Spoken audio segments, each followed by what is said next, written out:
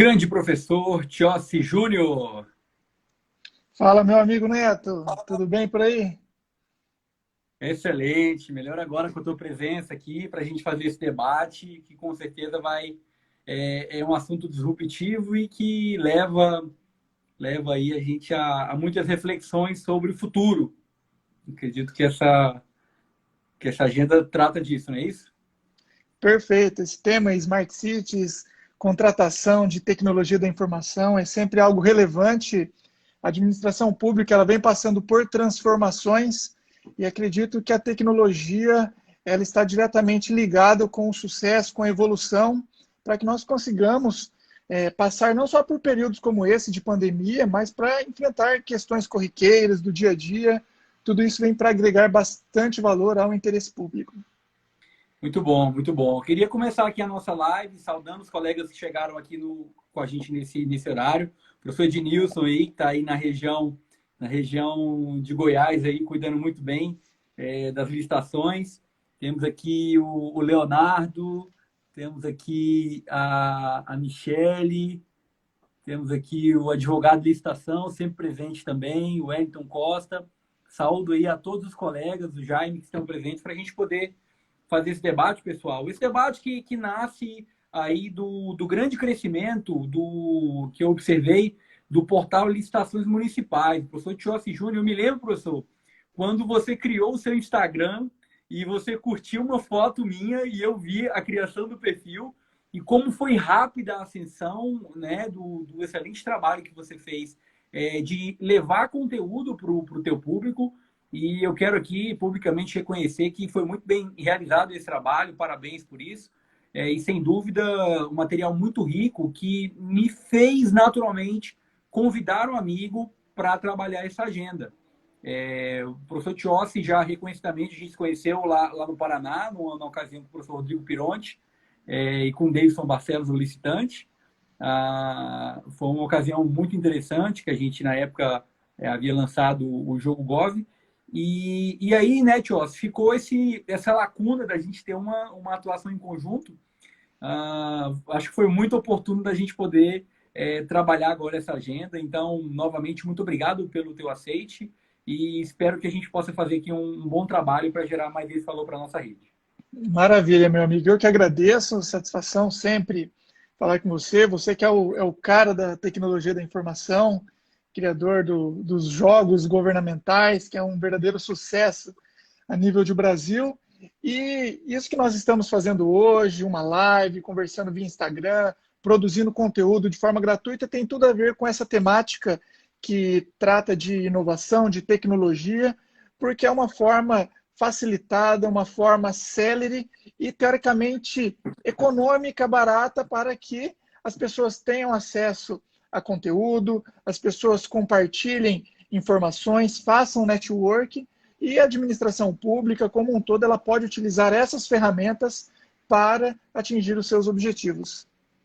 Muito bem, e isso já entra também no conceito de Smart Cities, né? Afinal de contas, nós temos a questão da informação, do dado disponibilizado para a melhor forma possível. E longe da gente pensar aqui, né, professor Tiossi, numa questão de modelo de negócio. O que a gente está fazendo aqui, simplesmente, eu acredito que é porque nós gostamos de fazer isso e o conhecimento, ele move realmente essas mentes brilhantes que querem levar adiante um ideal e uma ideia, né? A ideia da gente estar com esse projeto aqui, pessoal, chamado Café Digital, que inclusive aqui eu tenho sempre que colocar a minha canequinha, deixa eu já preparar aqui o meu café digital, que não foi preparado, mas eu já vou aqui apertando o botão. A ideia aqui é sempre da gente poder trazer temas inovadores, temas que estão realmente necessitando de um debate, que são desafios, inclusive, para mim, que tem um conhecimento em tecnologia, mas que durante uma conferência com um outro professor com um outro ponto de vista,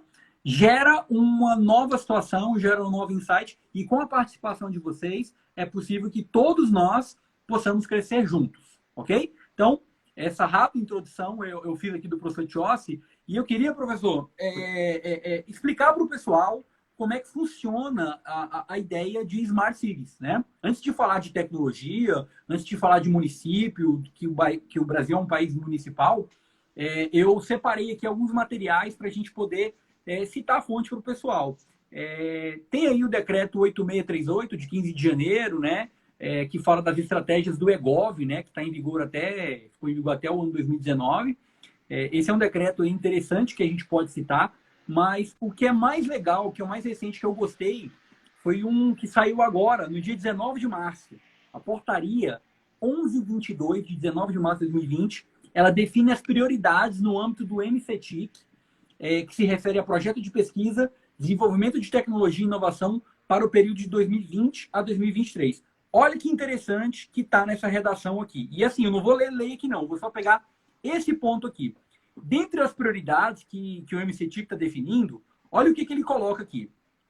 Estabelecer como prioritários projetos de pesquisa para desenvolvimento e inovação voltados para a área de tecnologia, estratégica, habilitadora, de produção, desenvolvimento sustentável e qualidade de vida.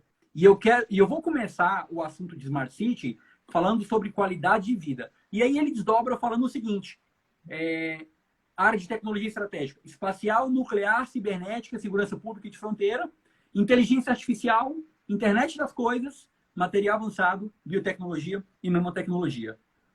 Tudo isso está no conceito de Smart City. Por que Smart City? Né? Vamos explicar agora esse conceito rapidamente para passar a bola para o professor, para a gente ver como é que está essa realidade dos municípios. Pessoal, Smart Cities, na verdade, são simplesmente denominadas como cidades inteligentes, cidades que utilizam com mais afinco a questão de novas tecnologias, como, por exemplo, a própria inteligência artificial, sensores ou redes de sensores que podem medir de maneira síncrona ou assíncrona dados. Então, a gente vai estar sempre falando de dados aqui, coleta de dados, para que essas informações sejam registradas e que elas apoiem uma política pública. Por exemplo, segurança. Então, uma vez que você tenha um sistema de câmeras conectados, esse sistema, isso é muito comum na China, e esse sistema faz o reconhecimento facial. Olha, interessante, esse reconhecimento facial vai poder dizer quem é que está andando na China. Não vamos falar de questão de privacidade nesse momento, mas esse é um ponto, é uma aplicação de uma Smart City. Outro ponto interessante, você está na rodovia, vê um buraco, geralmente o que você faz? Você vai lá e coloca no Waze, né? Uma outra aplicação é você também avisar o pessoal da política pública, ou seja, no caso aqui no Brasil, do DR ou do DENIT, para dizer que tem um buraco naquela rodovia. Então, aquela informação, aquele dado que é um dado assimétrico, um dado que sai de um cidadão, que não é automatizado por um sensor, vamos dizer assim, ele também vai para essa coisa que a gente chama de internet das coisas. Então, de uma maneira bem compactada, professor Tiossi, eu estou aqui fazendo essa introdução para dizer que Smart Cities na verdade, uma maneira de você ter um controle melhor das tecnologias para apoiar as políticas públicas. E aí nós temos várias cidades ao redor do mundo que estão com Smart Cities funcionando em aplicação. E no Brasil nós temos alguns casos também. E eu queria chamar o professor Tiossi agora nesse bate-papo para... Professor Tiossi, esse contexto todo de tecnologia, muita coisa nova, o que você tem visto pelo nosso país municipal de aplicação ou de efetivamente de uso de Smart Cities? Será que essa realidade está próxima, está distante? Como é que está teu ponto de vista nesse ponto? Neto, eu tenho percebido que essa questão de Smart City é um fenômeno mundial que não tem como ser freado. É a tendência e tudo caminha para que a administração pública, seja federal, estadual ou municipal, busque sempre a tecnologia, a inovação para a gestão dos seus projetos, para a implantação das políticas públicas. Mas o que eu percebo no campo prático é que a realidade municipal, principalmente dos municípios de menor porte, do interior, ainda é algo muito distante. Né? Existe um sonho, é claro, de ter a tecnologia a favor do gestor, auxiliando, porque usar todas essas informações, a base estratégica, compilando dados, ajustando informações, inclusive para tomada de decisões, mas isso é ainda algo muito distante. Eu tenho visto a administração pública municipal caminhar ainda em passos muito lentos, embora exista essa iniciativa, exista essa vontade, porém, em razão das estruturas arcaicas, dos métodos ortodoxos de contratação e da carência de material humano mesmo na própria área de tecnologia da informação. Existem vários municípios que sequer possuem um setor de tecnologia da informação, algum servidor concursado que tenha formação específica nessa área. Então, às vezes, precisa licitar um bem, por exemplo, uma impressora que seja, um monitor, precisa adquirir um computador. Eles não conseguem sequer elaborar descritivos adequados porque carecem de material humano qualificado. Mas eu acredito que essa é a tendência, né? Independente de ser um problema real, nós precisamos procurar alternativas para que a administração pública como um todo consiga, sim, ter as smart cities, as cidades inteligentes, trabalhando em prol da população. Aí eu vou aproveitar esse teu ponto de vista para dizer o seguinte.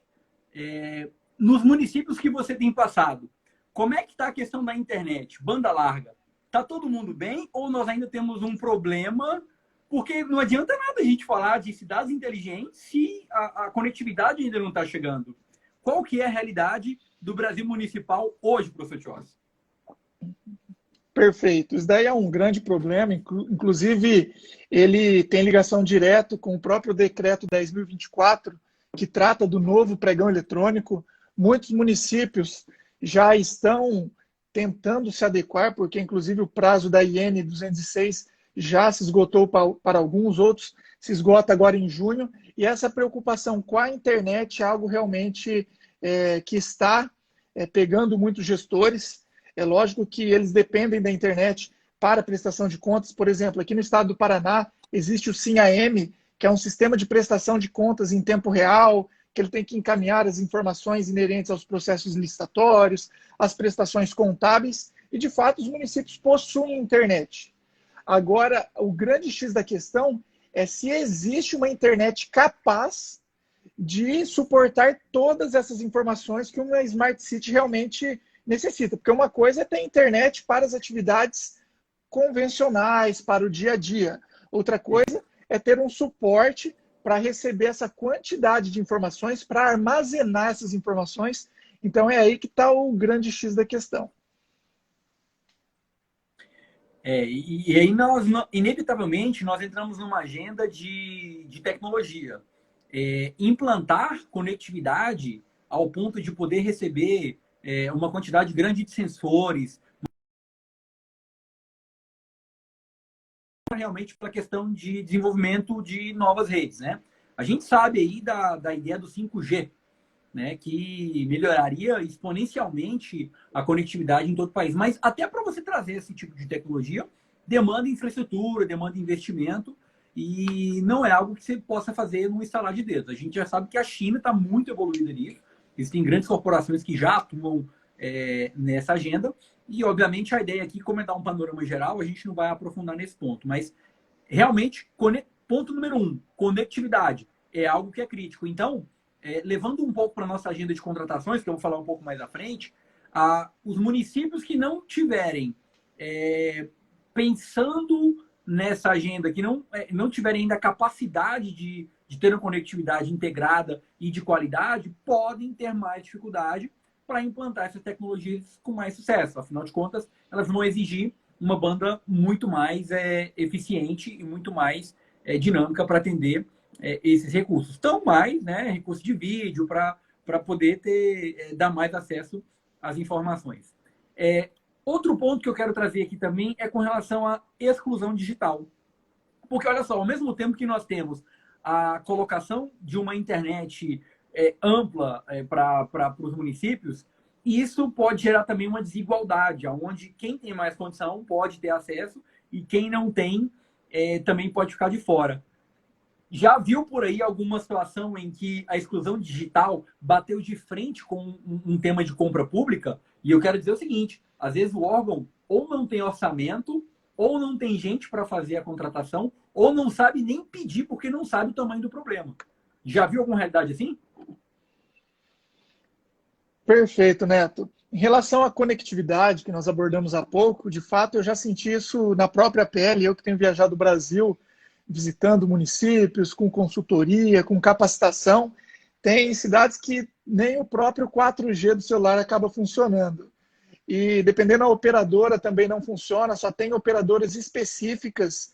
E quando a gente tenta recorrer ao Wi-Fi da prefeitura ou tentar uma conexão segura, muitas vezes não é possível também por essa questão de conectividade. Então esse é um ponto muito importante, né, que deve ser levado em consideração. Nós precisamos melhorar a conectividade dos municípios brasileiros. E quando eu falo assim, municípios do interior, municípios de menor porte, isso daí não significa que eles estão afastados dos grandes centros. Às vezes eu estou em uma determinada região metropolitana, viajo ali 50 quilômetros que seja, a gente chega em municípios que não tem qualquer tipo de conexão.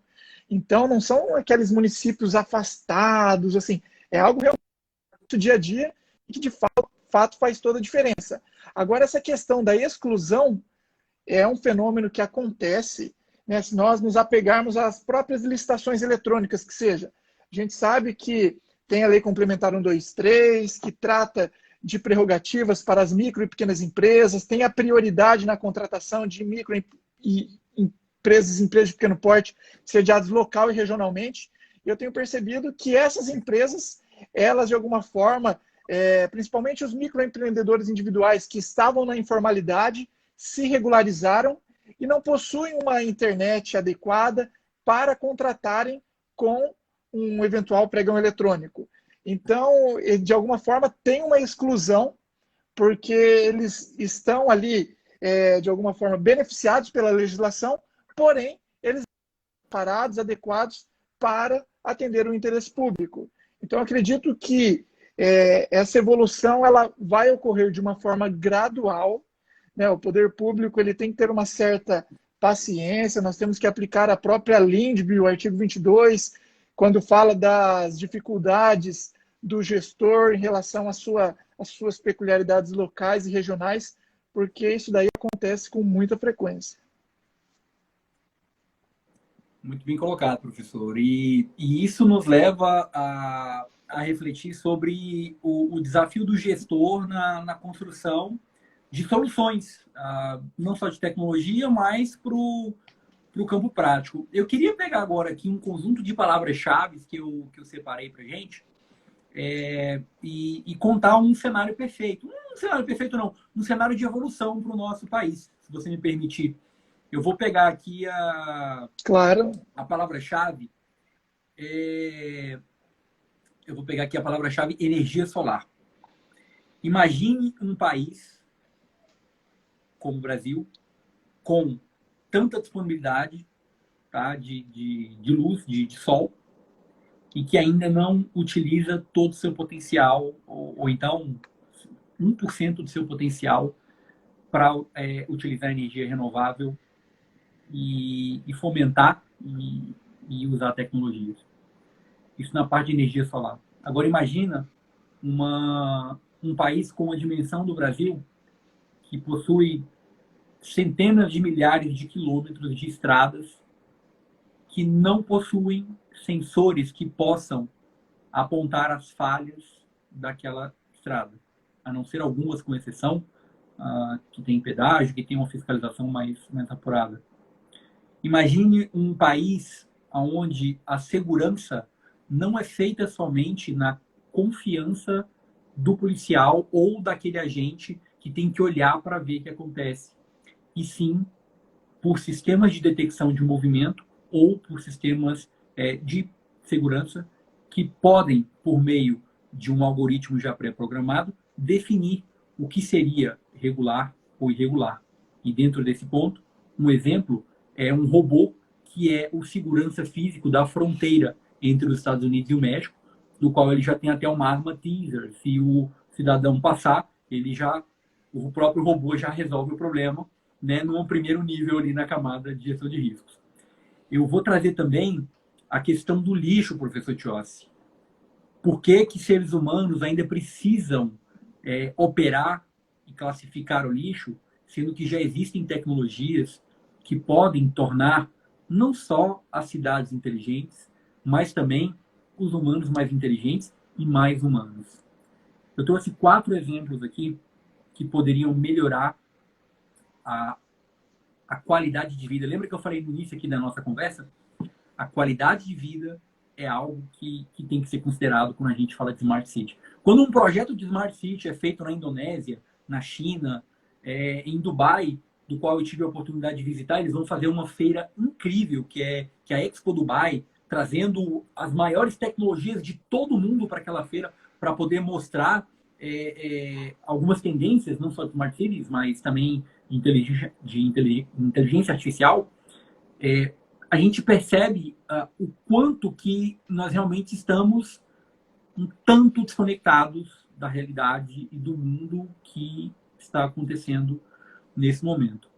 Eu tive a oportunidade também de fazer uma visita a Brumadinho, lá no Córrego do Feijão, onde nós tivemos aquele triste acidente, né, no ano passado.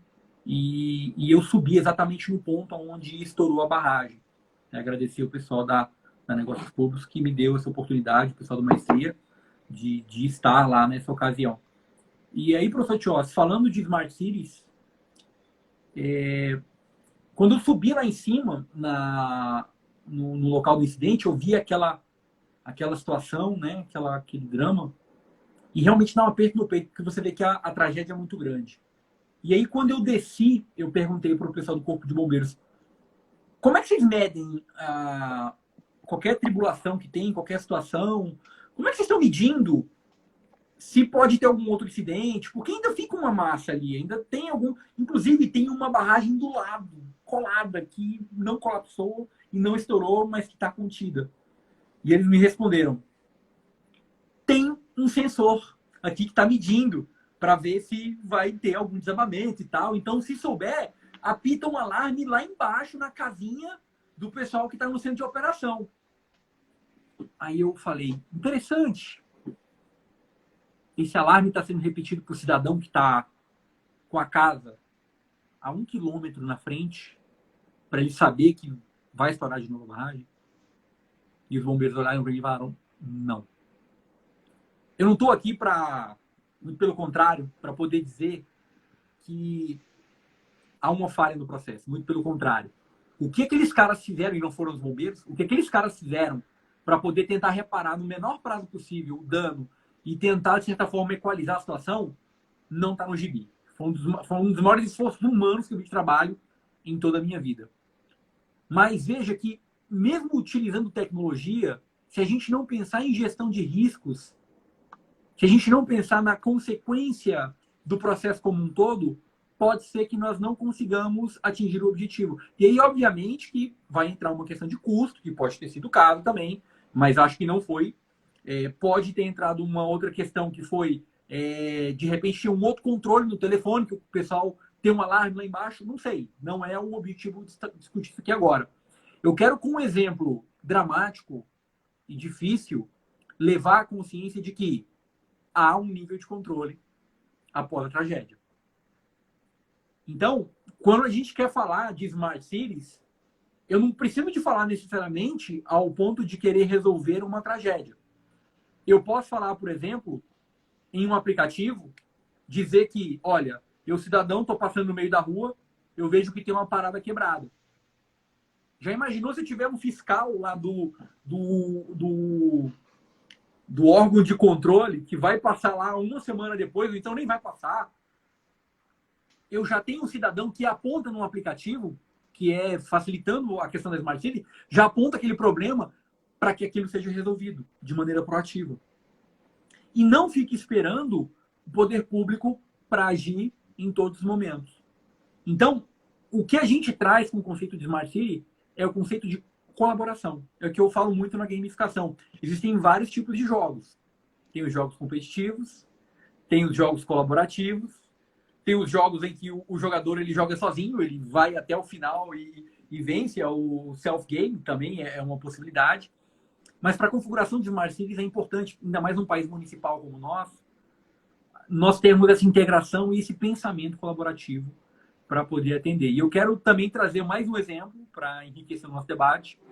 Não sei se vocês acompanharam, mas na China, drones percebem o movimento em dada região, são colocados drones em algumas faixas em uma grande concentração habitacional.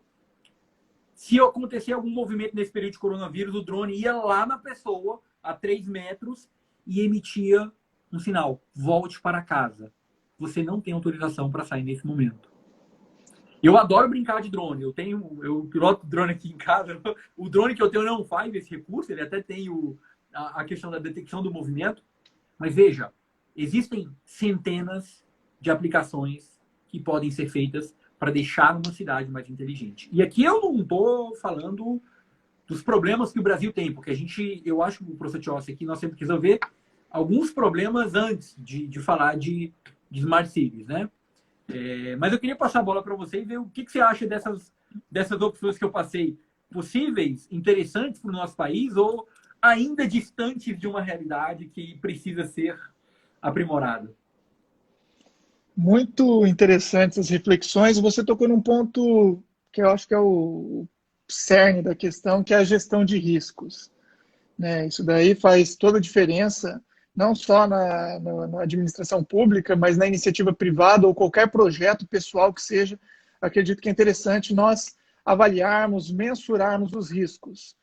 Mas essa questão de gestão de riscos, principalmente em âmbito municipal, é algo desconhecido, né? Não estou generalizando, é claro, existem cidades que possuem, sim, os seus gerenciadores de riscos, os seus controles internos, existem servidores altamente qualificados, mas a grande maioria ainda carece disso daí. E é uma terminologia que, teoricamente, ela vem ganhando corpo nesse momento, mas eu percebo que a administração pública ainda ela precisa realizar o básico, ela precisa ainda conseguir fazer o beabá muitas vezes, né?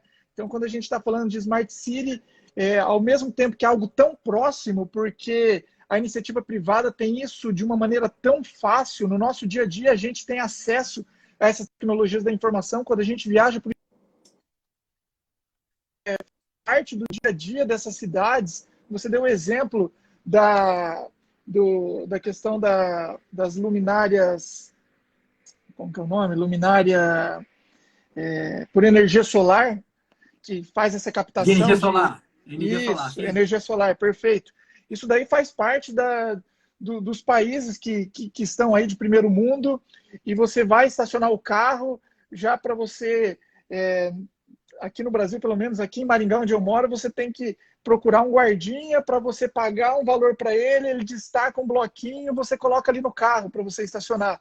Agora você vai nesses lugares, são todas placas de energia solar, que você chega ali em um terminal, digita a placa do carro, e isso facilita a vida das pessoas, isso reduz muitas vezes o custo da mão de obra com o próprio poder público, que tem esses índices constitucionais que devem ser respeitados. Aqui no Brasil existe um verdadeiro caos para respeitar esse limite prudencial com gastos com pessoal. Então, eu vejo que ao mesmo tempo que está perto da administração pública, ainda está muito distante, né? Mas nós não podemos desistir, é claro. Acredito que precisamos de legislações mais flexíveis, porque, embora seja o assunto do nosso segundo momento aqui da live, as formas de contratação, eu acredito que é isso que acaba inviabilizando a administração pública de uma evolução, porque a gente pega uma 8666, que é uma legislação ultrapassada, uma lei totalmente burocrática que não consegue agregar eficiência ao gestor público, e muitas vezes o gestor ele desiste dessas contratações. Eu já me deparei com várias situações em que chegam empresas que trabalham com essas placas de energia solar e elas chegam para o município e mostram uma projeção. Fala, prefeito, eu tenho essa tecnologia, se você eventualmente contratar essa tecnologia, eu te asseguro que a sua iluminação pública ela vai ser reduzida em X% e você não vai mais gastar com manutenção, com aquisição, porque é realmente algo muito vantajoso. Mas daí o poder público faz a seguinte pergunta: como que eu contrato isso? Então, eles simplesmente desistem, eles abortam essa iniciativa justamente porque eles não sabem como contratar. Então, com receio de serem responsabilizados no futuro, de um eventual questionamento, simplesmente eles, melhor deixar quieto, porque realmente vou procurar contratar da maneira convencional e deixa isso para um segundo momento. Então, é o que eu tenho percebido, infelizmente, é esse tipo de situação. E você falou que as Smart Cities elas podem ser utilizadas questão de segurança, para reconhecimento facial, isso novamente economizaria quantidade de agentes públicos, policiais, guardas municipais, porque nós teríamos tecnologia para fazer e efetuar esse reconhecimento. Aqui no estado do Paraná, que a gente tem a fronteira com o Paraguai, lá na Ponte da Amizade, foi implantado recentemente essa tecnologia de reconhecimento facial. Então, acredito que foi um avanço sem precedentes, porque ali acontecem as mais variadas situações e seria algo muito interessante que nos próprios municípios existisse esse tipo de tecnologia também. E um exemplo, meu cunhado, ele trabalha com recursos humanos. E hoje em dia está todo mundo utilizando essas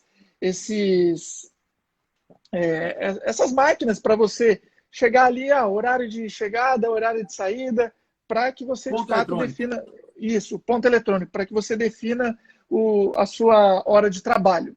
E ele desenvolveu nessa empresa que ele trabalha, agora em razão do home office, está todo mundo de home office, essa tecnologia que faz o reconhecimento facial. Então, a partir do momento em que a pessoa acessa o computador, já tem um reconhecimento facial e já bate o ponto eletrônico dela. Então, olha só, a iniciativa privada consegue implantar isso, o poder público implantar esse tipo de tecnologia. Professor Tiossi, incrível o que você colocou. Eu acho, até indo um pouco além na discussão, que a métrica não deveria ser a hora, mas tudo bem, né? Mas estão fazendo assim, não é tão inteligente em algum contexto, né? Alguns contextos, mas também não é papo da nossa agenda de hoje. Eu queria fazer uma pequena pausa aqui, saudar aqui algumas pessoas aqui, o professor Marcos Melo, aí do SERPRO, meu grande amigo, está aqui com a gente. Aqui a Amanda está aqui também. O Nazário, o Wellington. Aí o nível está subindo aqui, professor Tiossi. O professor Eduardo Guimarães está aqui, famosíssimo aí nas redes sociais. Minha amiga Licitar está aqui também, famosíssima, fez uma live top com o professor Jamil esses dias. Jamil, aliás, está um perigo, tá? Todos os lugares que imaginar, é o cara mais omnipresente desse grupo de professores aí. Aqui, João Vinícius, Flaviana Paim. Flaviana, eu tenho que conversar com você ainda, porque eu tô cheio de coisa, mas eu ainda vou te ligar esse mês ainda, viu? Fique tranquila. Angelina, inclusive a Angelina mandou aqui, o MCTIC está com uma contratação para a Cidade Inteligente faz 3 anos e não decolou ainda.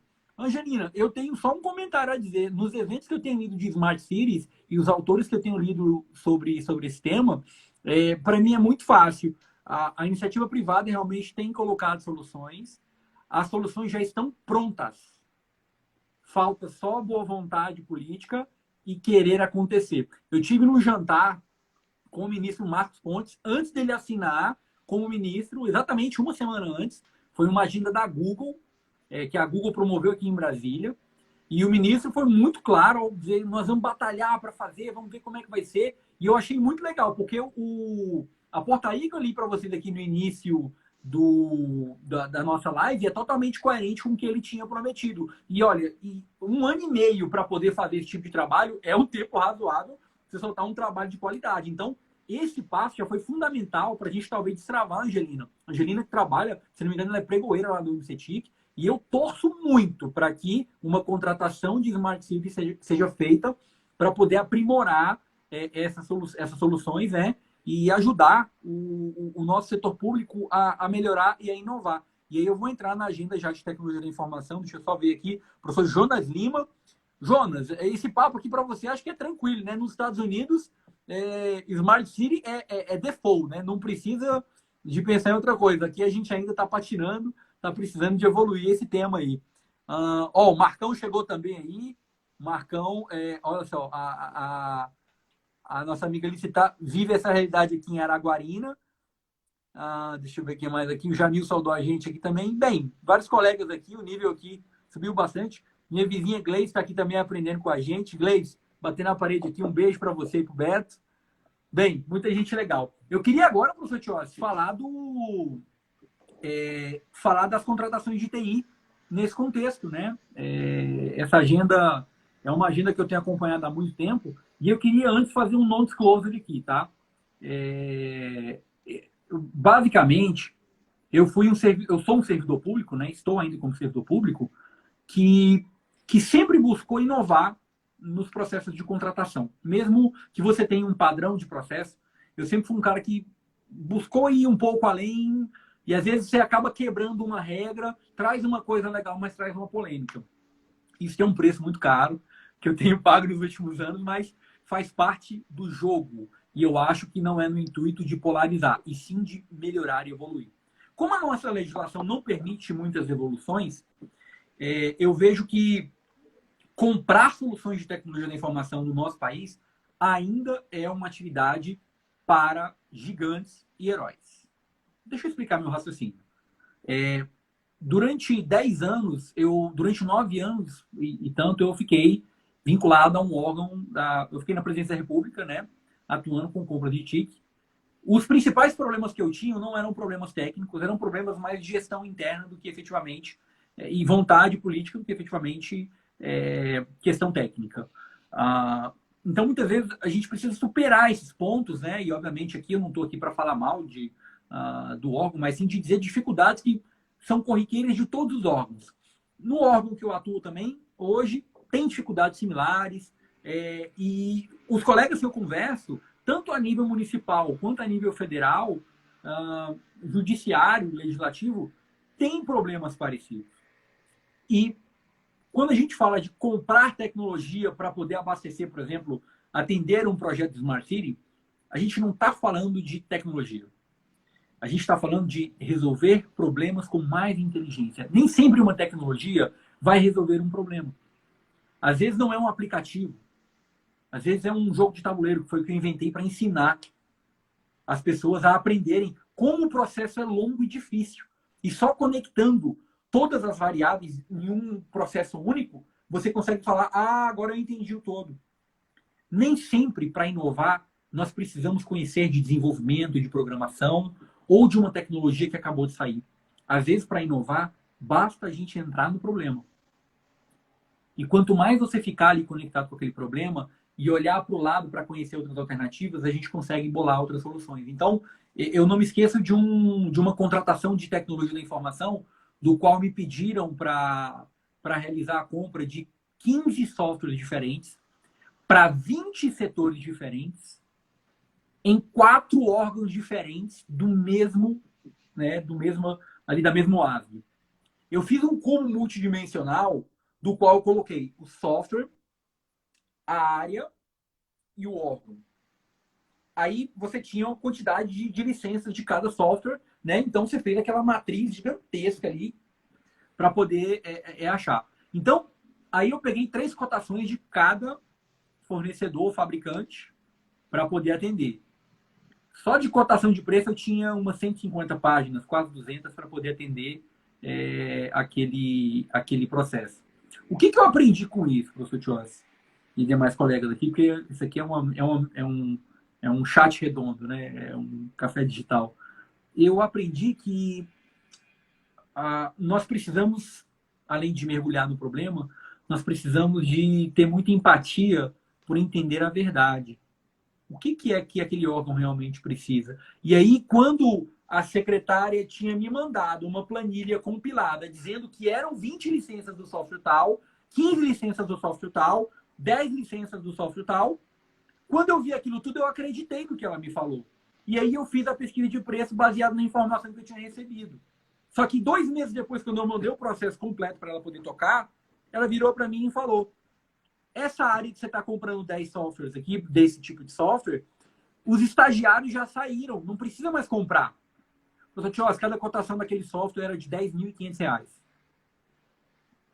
Porque eu acreditei na informação que me passaram e aí me mandaram comprar aquele negócio a toque de caixa, porque tinha que entregar, porque alguém prometeu e eu não sei quem. Eu sou um crítico de como as coisas são construídas.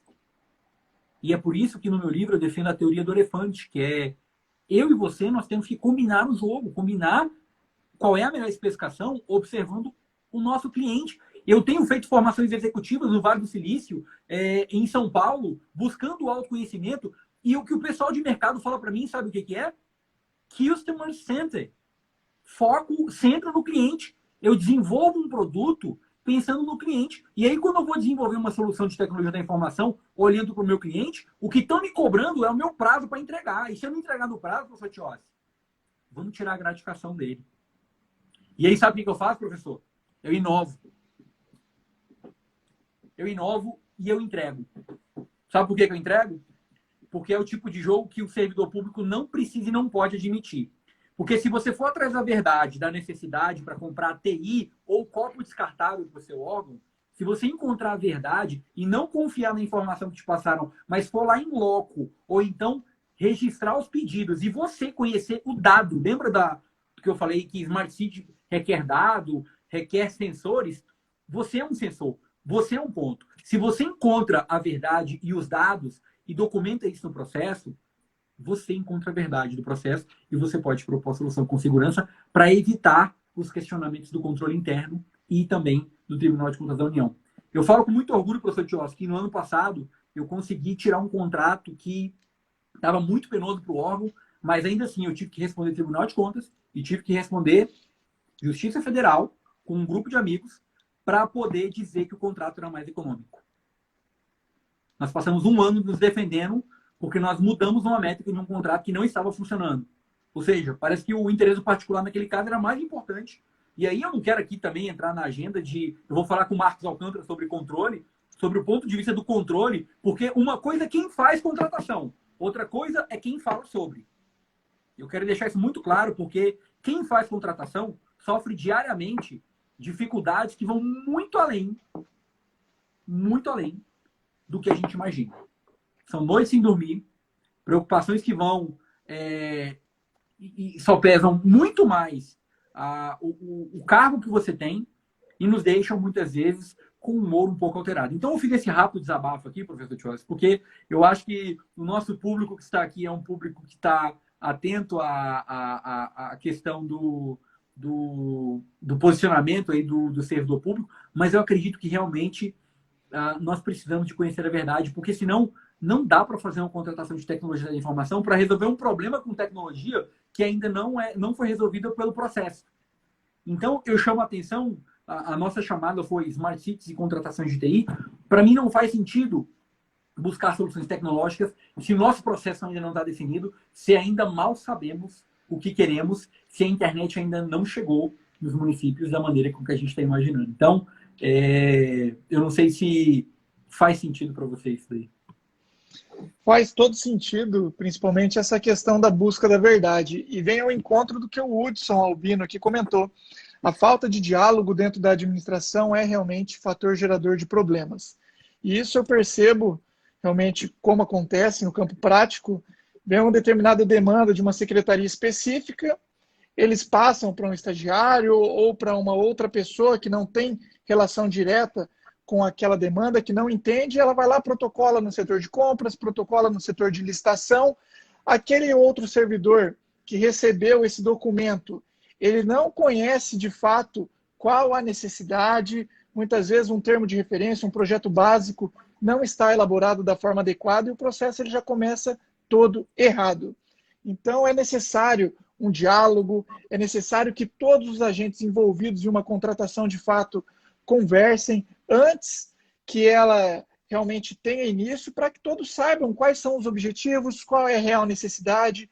Eu acredito que isso vai otimizar tempo, isso vai reduzir esforços, isso vai reduzir brigas internas que acontecem, né, uma verdadeira queda de braço entre setores, para saber quem está certo, quem está errado. Na verdade, não é esse o X da questão. Nós precisamos resolver problemas, porque às vezes o processo chega numa controladoria, ou às vezes o processo chega em uma procuradoria e simplesmente ou fica parado, porque o procurador ou tem receio de dar um parecer, medo de, eventualmente, sofrer uma ação civil pública ou alguma penalidade e responder de forma solidária, ou simplesmente ele fala que não pode, mas não mostra quais são os caminhos, quais são as alternativas. Então, assim, falta diálogo, né? Diálogo é algo primordial dentro da administração pública. E para que a gente consiga implantar uma Smart City, sem sombra de dúvidas, tudo que você comentou é a conectividade, a busca pela verdade, a inovação por parte dos municípios, planejamento, gestão de riscos. Isso daí são peças fundamentais para que esse projeto, de fato, aconteça. Mas entrando na temática da contratação, eu vejo que aí também é um grande problema. Vamos desconsiderar tudo isso que a gente já falou, que também é um óbice, existe de fato e impede a evolução digital da administração pública, mas a legislação e os meios ortodoxos de contratação realmente eles impedem essa evolução.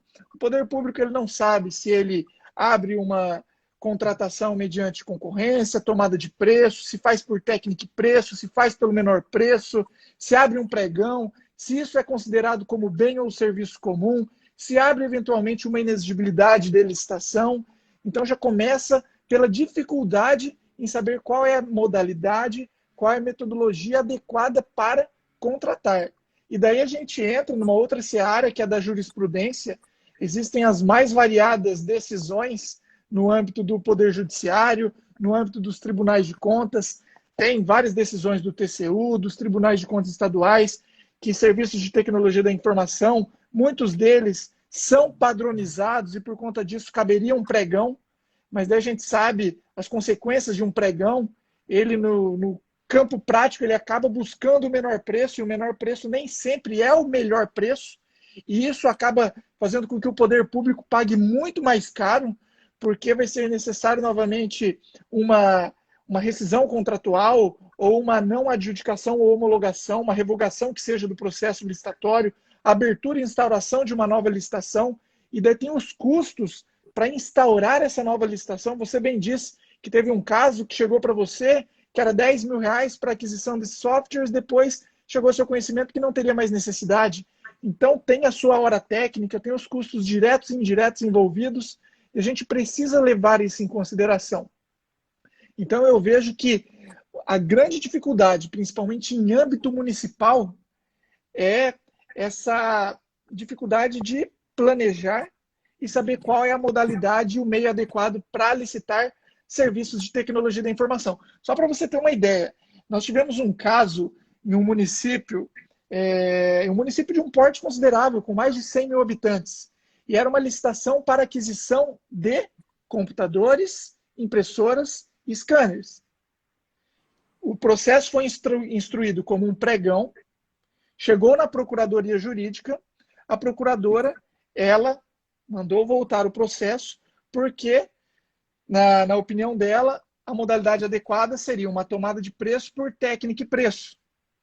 Então, olha só, isso aconteceu ano passado, 2019, um município com mais de 100 mil habitantes, e a Procuradoria voltando um processo, porque, para ela, computador, impressora, scanner não se enquadravam como bens e serviços comuns. Eu acredito que ela estava olhando aquele decreto da 3555 de 2000, que ele tinha um anexo que foi inclusive revogado, que impedia licitar bens de informática, porque naquela época o entendimento é que eles não se enquadravam como bens e serviços comuns. Então, olha só a dificuldade real que existe nos municípios. Verdade, professor. E eu quero até, já que a gente está falando um pouco mais de contratação de tecnologia da informação, eu quero aqui, a título de último exemplo, dado o nosso tempo aqui, contar uma história para vocês. Uma história real que eu vi. Eu fui dar um treinamento em um estado da região norte, em um determinado órgão de um determinado poder, e a grande dificuldade deles era para que fosse realizada uma contratação de tecnologia da informação para aquisição de uma solução de inteligência artificial para resolver um determinado problema. Que era um problema que iria, digamos, iniciar o assunto de Smart City. Ok?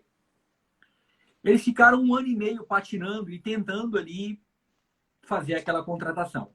E o processo era impugnado, o processo ia, voltava, o edital era republicado. Isso aconteceu 4 ou 5 vezes, até que no meio do caminho contrataram o meu treinamento. E quando o pessoal contrata meu treinamento, uma das coisas que eu peço é: me manda 3 processos aí que deram um problema que vocês querem resolver esse assunto. Daí eu peguei, aí um desses processos era esse, eu li o processo, e aí eu vi que o cara foi muito específico Ele foi muito profundo na especificação. Eu quero um sistema que faça tal, tal, tal, tal, tal, tal, tal. Ele aprofundou, aprofundou, aprofundou. Deixou o requisito lá no mínimo do mínimo do mínimo. Que é o contrário de quem só diz, eu quero um sistema de inteligência artificial e espera o resultado, né? Isso aqui vai dar zebra.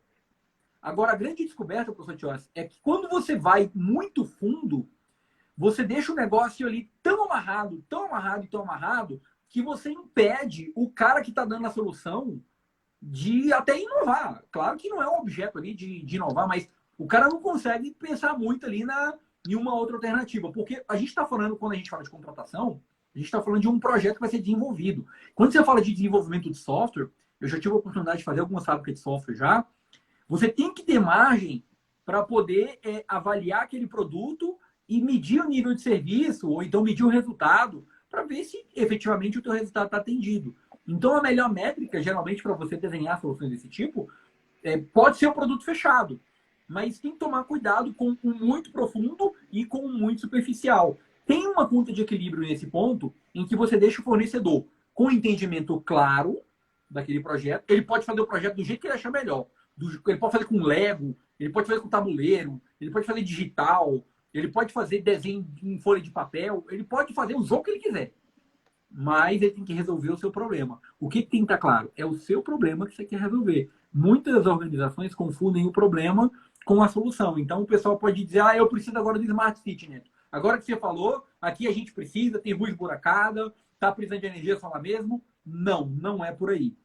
Para você implantar um projeto de Smart City, é muito importante que você tenha o contexto da realidade e você primeiro se preocupe com infraestrutura, com o cidadão conectado, com uma cultura. Porque se você chegar com uma cidade que não tem uma cultura digital, que não está preparada para aquilo, o risco de implementação do projeto também pode ser falho. Então, contratar soluções de tecnologia de informação para prover Smart Cities por meio do setor público é algo interessante, relevante, que é um movimento que está acontecendo, que vai acontecer mais. Muitos governos e muitas instituições vão precisar desse apoio, mas não dá para sair acelerando e fazendo de qualquer jeito. Tem que ter realmente um conceito maior antes de sair fazendo essa contratação. Realmente é uma mudança cultural, como eu havia dito, vai acontecer de forma gradual e é necessário que não só os gestores, mas toda a população tenham conhecimento disso para que elas participem, inclusive, dessa construção, porque isso vai gerar uma integração, um desenvolvimento, um aperfeiçoamento e quem ganha é toda a coletividade. Você tocou num ponto muito importante, que é esse detalhamento excessivo, e o plenário do Tribunal de Contas aqui do Estado do Paraná, agora em 2020, tem um acórdão 597/2020, e diz o seguinte, que o excesso no detalhamento do objeto, sem justificativa técnica, restringe a competitividade do certame. E o que eu tenho percebido, que quando o poder público ele vai licitar bens e serviços de informática, a gente não precisa ir tão longe, igual você falou, inteligência artificial, estou falando de bens e serviços corriqueiros, convencionais, ou locação de software de gestão, já é uma grande dificuldade, porque o poder público ele não possui material humano qualificado, responsável pelo setor de tecnologia da informação, na sua grande maioria. Então, ele acaba partindo do princípio da boa-fé, recorrendo a terceiros, pega ali as cotações, dá um Ctrl+C, Ctrl+V, joga no edital, e daí acaba muitas vezes gerando um direcionamento.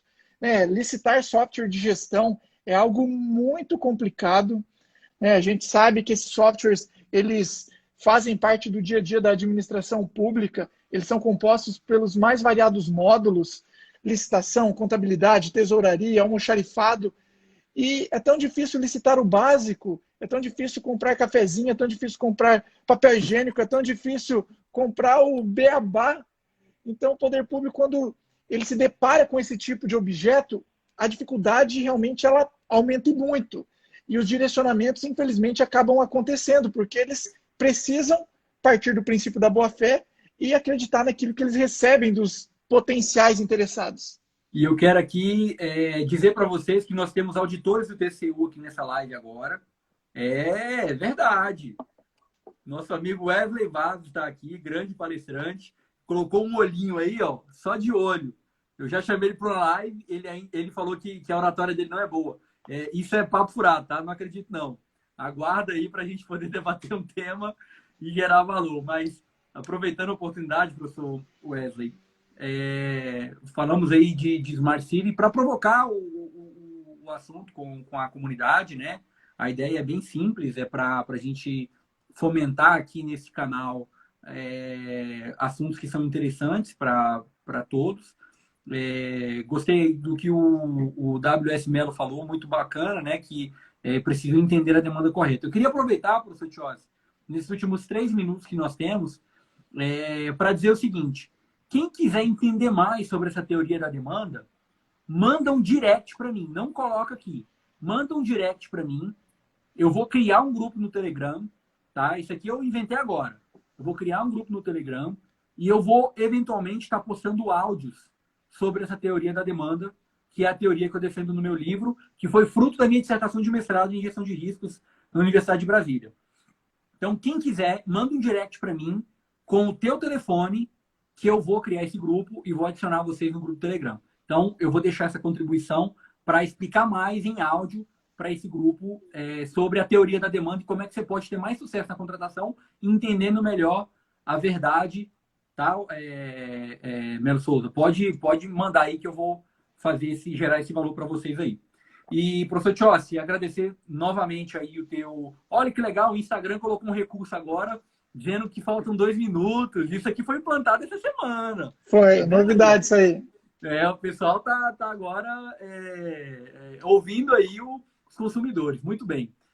Professor Tiossi, muito obrigado pelo teu tempo, pela tua agenda, disponibilidade. Foi sensacional conversar com você.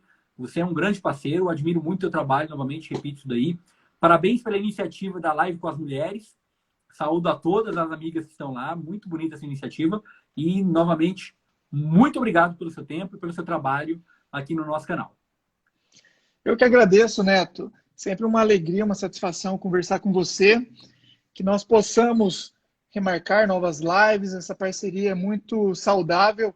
E fique tranquilo que eu vou encaminhar um direct para você. Quero participar do seu grupo do Telegram, porque eu tenho interesse em me aperfeiçoar, porque você é o cara aí da tecnologia da informação.